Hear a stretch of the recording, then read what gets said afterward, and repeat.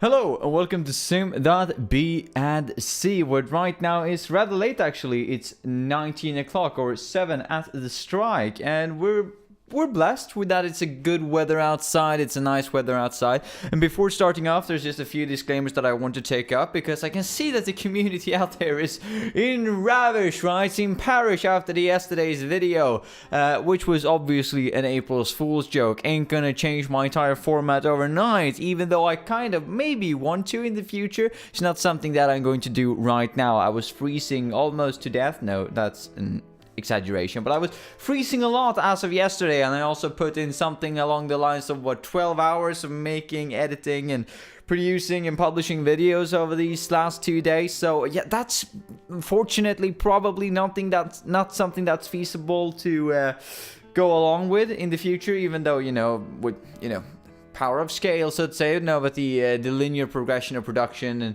lean thinking and so on and so forth, we probably would be able to get that time down. But as of it stands right now, not something that we're gonna do. Another thing that I want to say is that you know that happy place that you feel that you are at when you realize that your camera has been on the entire night.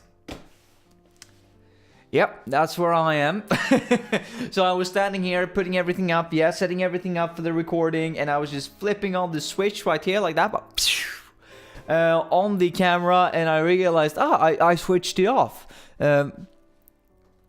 Wonder how long it's been on for. So right now it says like 3 of 3 parts, I'd say, on the battery life, but that has happened before, and then it just takes like 2 seconds and then it's dead. So we're gonna see how that all works out. It tended to work splendidly as of yesterday, so it's probably not a big deal. But still, it's not the best feeling ever when you think that, wow, this might have been on the entire night. We're gonna see how far we can go with this. Another thing that, if I might not give 100% today, so to say, that might be because when I find that perfect place, you have that one special place that has a place in your heart when it comes to food. It's either a taco place, it's a pizza place, it's a burger place, it's whatever you want to, whatever you want to have, something that you really, really enjoy, but that you also feel is, in comparison to all the other alternatives, is really, really risky. But the reason that you go to it is either because, well, it's close to where you live, proximity, reasonable proximity, or because, well, it's just the best food, simply, or because it's cheap. And for me, it's all three. And it's one of those places where I feel like maybe I should have listened to everybody else who keeps telling me that there is some questionable content at this place. Ain't disclosing any names, right? But still feeling a bit off after eating that. And why am I off today than all days? Well, it's because today, as it's been such a beautiful day outside, I thought I'll capitalize on that and actually go out today and work out a bit earlier, which also coincided with me mate that I'm going to work out with actually want to work out a bit earlier as well. So we worked out during the day, which meant that I had to eat something when I got back home. Gotta get that nutrition, gotta get that gain, capitalize on what you just been doing. Am I right? I mean, 70, 50, 70, 80 something percent of working out is mentally and food, and just 20, 10 something percent is actually working out and physical strength. That's probably wrong as well. You probably should throw technique into the mix somewhere. However, we're moving into the discussion. Believe me, mates, we are. Just a few disclaimers here, right, so that you know where I'm standing as of right now. And what are we going to talk about? Well, we're still at the project. Even though we had a 2-day, skip, we're still in that project of what is evil. And I actually wanted to look at a Stanford article, or a Stanford produced article talking about the ethical challenges when it comes to evil. A very good article that took up evil in a matter of many great perspectives, I'd say, and it takes up in a context of context of a scientific context, putting on or applying terms that actually fits with the context of what I'm doing in school right now. A very academic approach to actually talking about the subject, simultaneously as they're trying to intertwine with the more social sciences, let's say, trying to apply not social sciences. Social sciences is a thing, but and this entire thing is probably categorized under social sciences and the psychology, if it's not psychology. Well, it matters less, right? But the idea is that they're taking social aspects as well from, regular people, so to say, people just on off the streets that don't have any connection with the academics, and trying to make it into layman's terms or plain English, however you want to say it. Don't mean that in a condescending way. I just thought it was a really well-constructed article. However, it's not what we're going to talk about today. That was actually the article that I looked at, like, 3 weeks ago when I was starting this project, and I was like, that's what I want to talk about, and I just never came to it. But we're going to cover that tomorrow, probably. I think I said I'm going to cover that tomorrow another time as well, but yeah, here we are.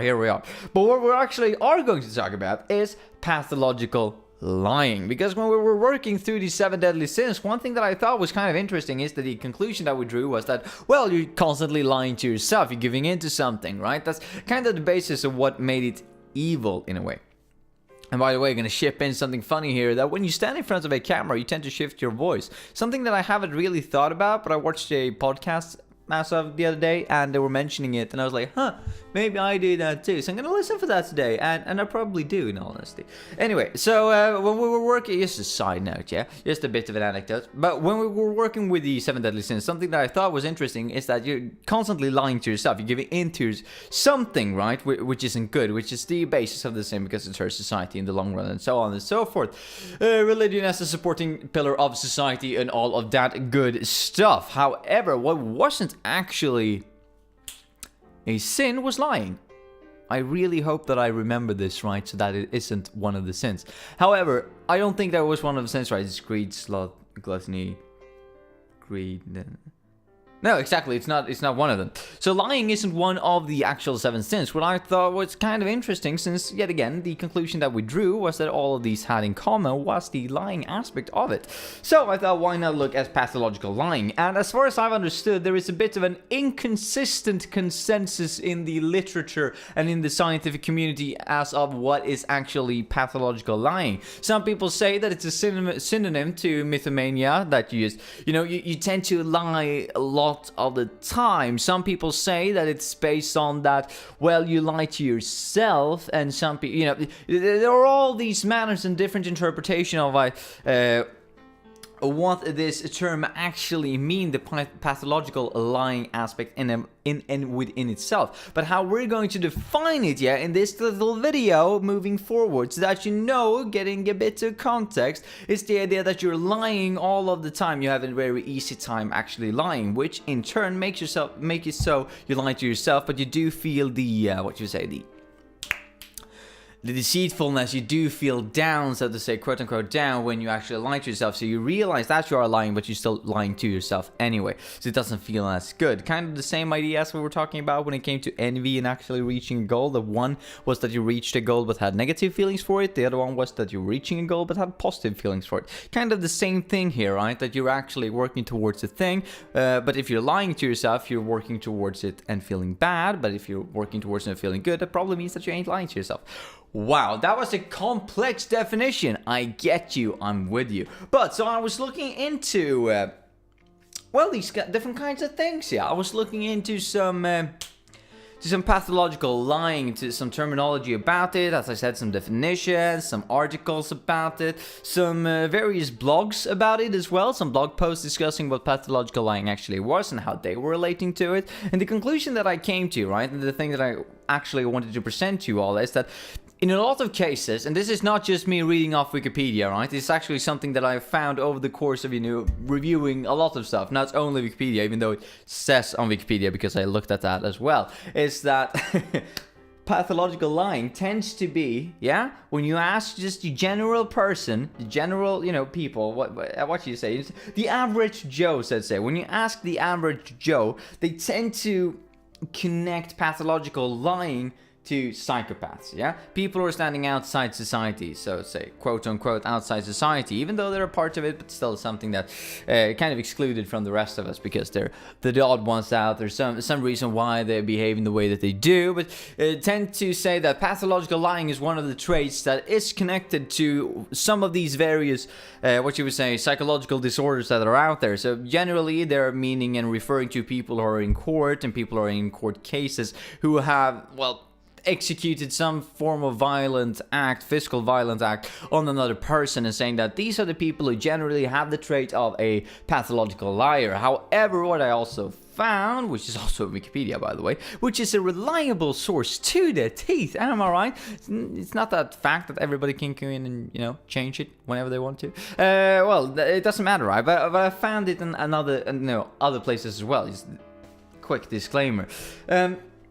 Once that the difference between pathological liars and people of these various disorders that people were generally saying that they're the same thing, they acquire these traits, is that a person who is just a pathological liar, so to say, is someone who tends to know the difference of when they're lying and when they're not lying. And when they're lying to yourself, they're feeling bad, right? And when they know that when they're saying something that isn't true, they feel bad because of what I have some theories on my own, none that was explicitly stated, but basically I think that it's because you're feeling down because you know that you're saying something that isn't in alignment with what, you know, cultural expectations of what you should say, which is why I think that people feel down when they lie. Not necessarily that they actually get out of a situation in an honest way, because, well, getting out of a situation should be something positive, right? If it's a tricky situation that you don't want to be in to begin with. However, how are we going to relate this back to evil? Because that is the overarching theme now, isn't it? Before we actually review it in a couple of days to come. Which we will do, by the way. We will end this and get back to business. And when I say back to business, I mean really back to economics and business. Because I want to. It's been so long since I was able to discuss something to do with economics. Anyway, so the idea why we are putting that on hold here for a while. The idea why we are connecting pathological lying to evil is yet again because of the same very simple reason as I was stating from before, and that is that pathological liars not only tend to, as I've stated right here, tend to lie a lot and have an easy time of lying, which I had a while back, and I know that I got a critique over that. The people are like, you lie all the time. Something that I take it to heart and try to change, yeah, over the last couple of years, might I add. If somebody of you watching from, 12th grade, can't you just watch this and know? Anyway.